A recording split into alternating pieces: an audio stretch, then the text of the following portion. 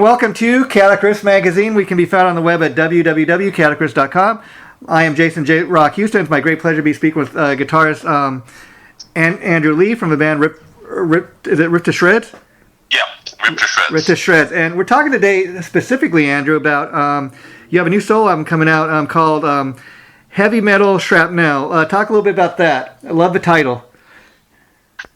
So basically it's an instrumental shred album in the same style as the very early Shrapnel Records albums. You got like Tony McAlpine, of course, yeah, Biddy Moore, and I just wanted to create something that was very different than the music I normally do, because normally I'm working in all sorts of very extreme metal things, death metal, gore grind, grindcore.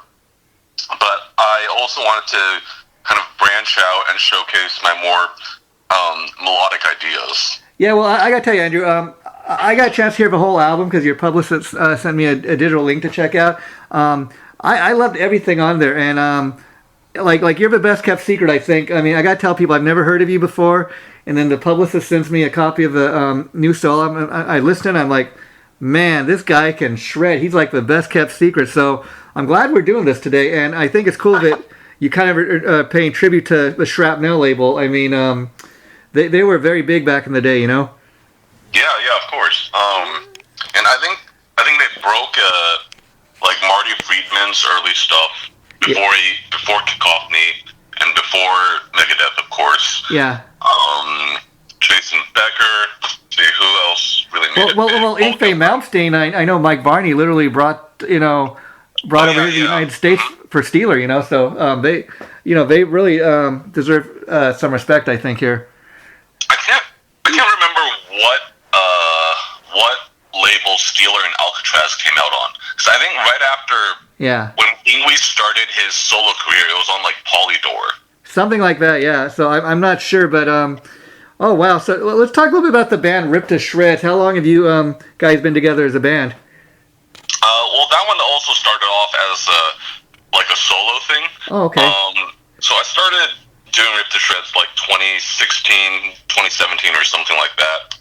And then it's really only in the last 2 years where I put together, because like people actually wanted like to see me, and I got like offers for shows or fests or whatever. So, and then it was kind of like, okay, I guess I need to put together a live band so I can actually perform. Yeah. So yeah. And so that's kind of what I want to talk about today, because I was looking for sites on you, and of course you got the Ripped To Shreds page on Facebook, but there's not a whole lot about you online. Is that kind of because you're just starting to kind of come out now, or talk a little bit about like you plan to have a much bigger I guess feature on social media in the future? Like I guess what I'm saying, there's not tons of pictures. If people were to do a search on, I mean, your name Andrew Lee, that's kind of it's kind of basic. So all kinds of things come up. So you know what I'm saying? Like if people wanted to search you and kind of do learn about your history, you're not as out there as say some other musicians, I guess is what I'm trying to say. Yeah, it might be a little tough because Andrew Lee is a pretty generic name. Yeah. I think if you search for like Ripped To Shreds, you can find a lot more. Okay. But I guess I'm just not exactly, because I do music for fun. It's like my hobby. So I don't plan to make it like a career or anything, right? Oh, so, I understand. Okay, that's cool. Whether or not like my name is searchable or I have like a sufficient social media presence isn't really. No, I guess what I'm getting at, not so much social media, but like I was even looking for like to post a photo to kind of announce I was doing the interview, and of course I came across the one for Andrew Lee's Heavy Metal Shrapnel. I guess that's what I'm saying. I could only really kind of find that one picture to promote the interview coming up, and I was just kind of curious, like, do you think once the album comes out there'll be more photos, to promote that, is I guess what I'm asking. Oh yeah, I'm sure some more will crop up. Yeah. Especially because we've got that Decibel festival in December Yeah. in LA, and then I guess because my band hasn't really played a lot of shows, so there just aren't like live photos floating around like there would be for other. Yeah, other yeah. In case you're wondering, Andrew, the reason I'm asking mainly is, like I said, when I was listening to the album last night, prepping for the interview we're doing right now, I was really impressed with what I heard, and my immediate thought was more people got to know about this guy. So, if anything, I'm just trying to pump people up about the album because, I mean, I love some of the titles like Blasting the Ozone, Faster Than a Laser Bullet, Heavy Metal Shrapnel, of course, A Better Tomorrow. So talk about when you wrote these songs. Were these songs specifically written with a solo album in mind, or were they originally intended for the other band? No. These were all very specifically written for this Shred album. Cool. My concept was kind of, because normally for my other bands, I start with like a guitar riff, okay, or like a rhythm, or I have like some concept of a vocal concept that I kind of want to base the song around. But for this, I really wanted to focus on the melody. So I think every single song on this album started with coming up with some kind of melody, either on the guitar or on like a keyboard, because I wanted to avoid very stereotypical guitar melodies, because I feel like a lot of guitarists fall into the trap of just doing the same kinds of melodies every time. Yeah. Just as the way the guitar is laid out. So that's why I brought out the keyboard to kind of generate new ideas too. I love that, and I got to tell people that one thing that really impressed me about the album is a lot of times, when you're listening to an instrumental album, a lot of times it is hard to keep the person's attention. A lot of times I feel the mistake a lot of musicians make is like every song kind of sounds like the previous song on the album. This one, what I can tell people that I dug about it was your Heavy Metal Shrapnel. Each song really stands out on its own. It really got a life of its own. They do not all sound the same. So that's one thing you were trying to accomplish, mission accomplished, I would say. Thanks, man. Yeah. And sorry, go ahead. I was just going to say, and I'd imagine, too, a part of the reason for doing a solo album is because if you want to just do another album, you could do that with the band, but when you do a solo album, the whole point of doing a solo album is I want to get a side of me out that doesn't typically get out, when I'm doing my band thing. Exactly. And have you thought about, are there going to be any live shows to support the new album? I've kind of thought about it, but not very seriously. Just because, like, our main band just signed to Relapse, and we have, like, a new album coming out. We got to, like, plan for tours and all that stuff, and it's like, I would love to be able to put the time into practicing a live set for this instrumental album and finding other, like, super technical players that could perform it with me. But, this kind of music just takes so much practice and effort. Yeah. I mean, I would love to, but I don't know if it would happen right now, anyways. Yeah.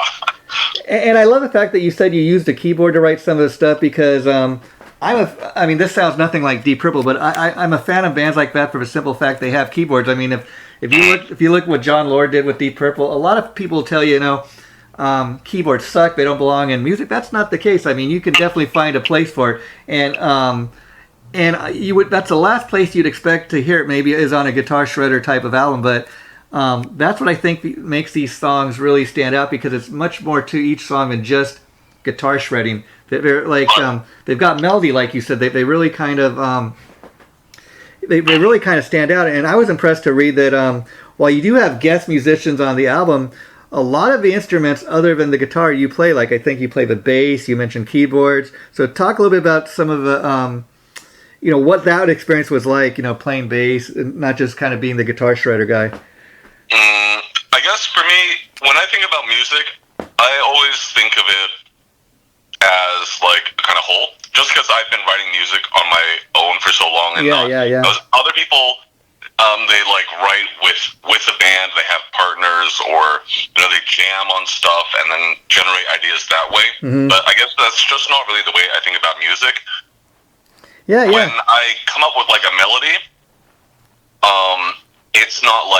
it's not enough to just have a melody.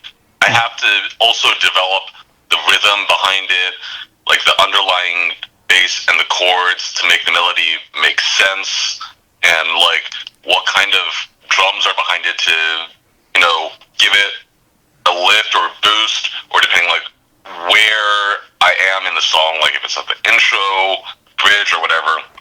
So these are all things that, like the arrangement of the song to me is just as important as like the actual individual melodies or riffs. So I really have to think about every instrument at the same time. Yeah, yeah, and what really to me, this may sound funny, stood out about each of these songs is I was able to kind of you were able to keep, as a listener, you were able to keep my attention with every single track as far, and they're not even really vocal tracks, they're instrumental music, and that is very hard to kind of do. But again, mission accomplished. Now, do you want to talk about some of the guest players you had on here?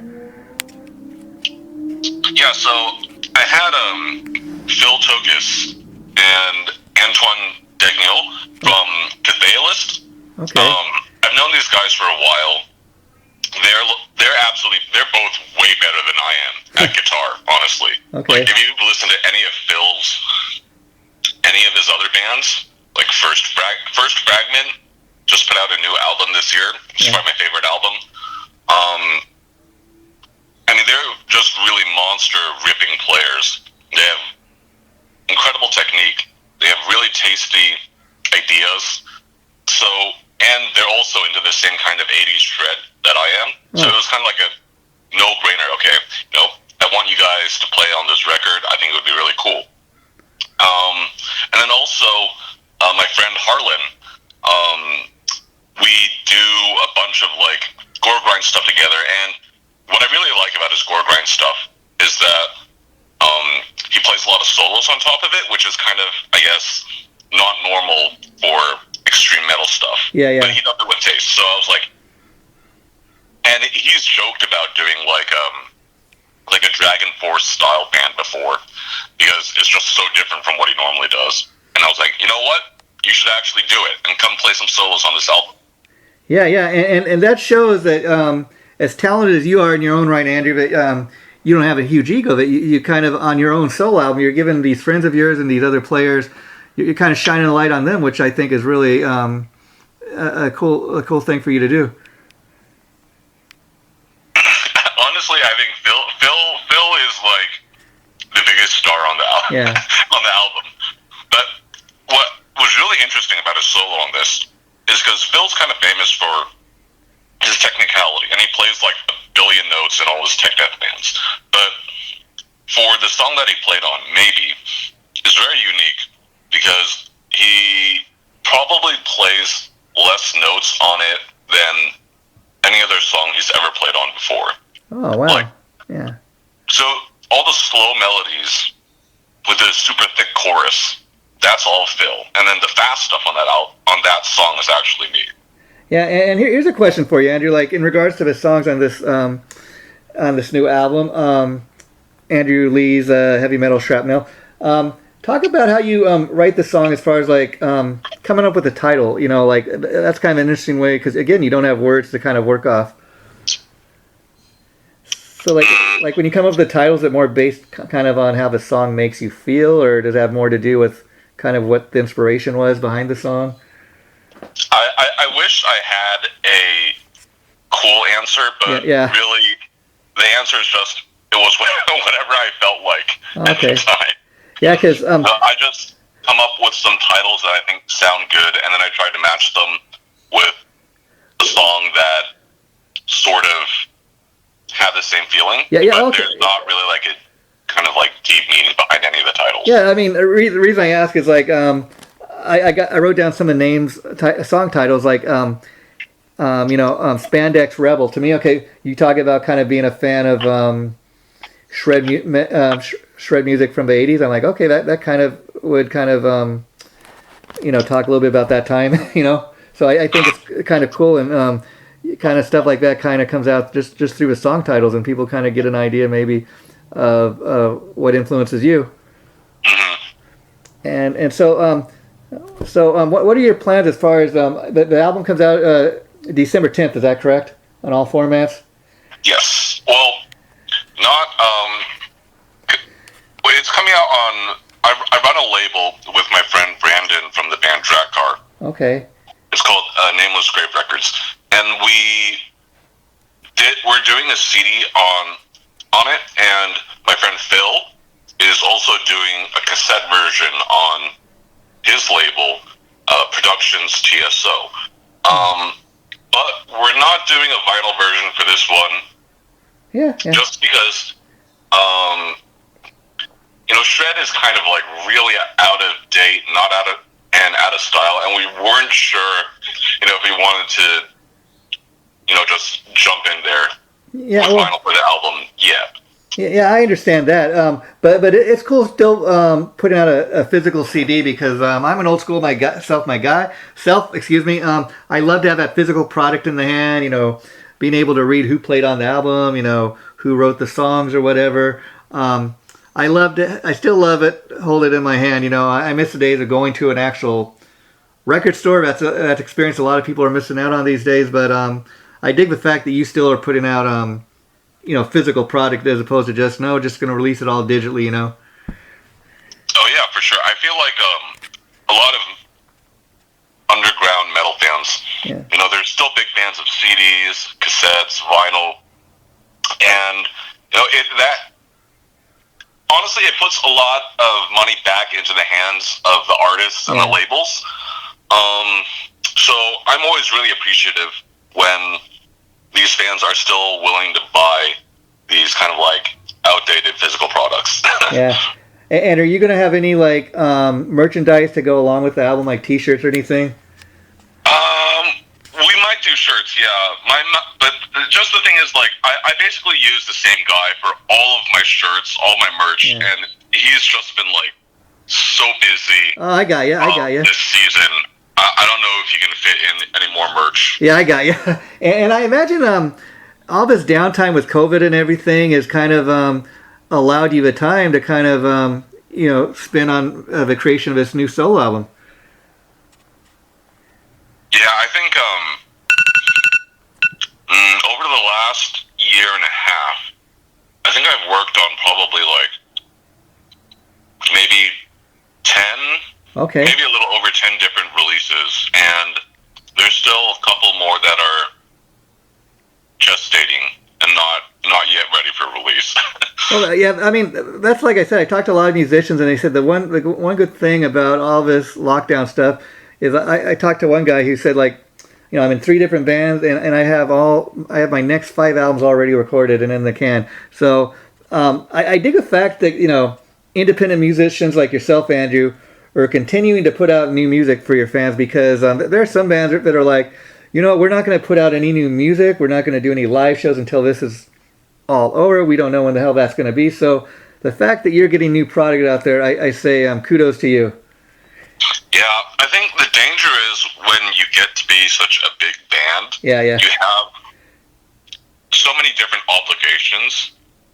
You have like kind of like a financial obligation to your label to make those albums successful. Yeah. And in order for them to be successful, you have to play all the typical games. You need to be able to tour to promote that record. You need to be able to sync up all these different things that have to all happen at the same time. Yeah. So, their hands are kind of tied, which makes sense. Yeah, really sucks. Yeah, and that's one of the benefits of being an independent artist. Now, you talked about having your own label. Did you specifically start that up as a vehicle to release your own music, or do you also release other bands on that as well?